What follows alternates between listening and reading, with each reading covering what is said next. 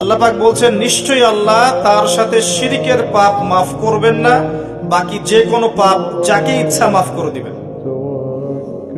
আল্লাহ পাক তার সাথে শিরকের পাপ মাফ করবেন না যদি তওবা না করে মারা যান। এছাড়া যে কোনো পাপ যাকে ইচ্ছা আল্লাহ মাফ করতে পারেন। তো যে মানুষগুলো জাহান্নামে যাচ্ছে 1999 জন, তাদের আমলনামায় কিসের পাপ থাকতে পারে? অন্য পাপ থাকলে তো আল্লাহ পাক মাফ করে দিতেন। নিঃসন্দেহে এখানে কিসের পাপ আছে? শিরকের পাপ আছে। আর এই শিরক নিয়ে অনেকদিন বলেছি, আরো একবার বলছি, 3 ভাবে শিরক হতে পারে। আপনার কথায় শিরক হতে পারে, আপনার কাজে শিরক হতে পারে, আপনার চিন্তা বা আকীদায় শিরক হতে পারে। কথায় হতে পারে, কাজে হতে পারে, চিন্তা বা আকীদায় হতে পারে।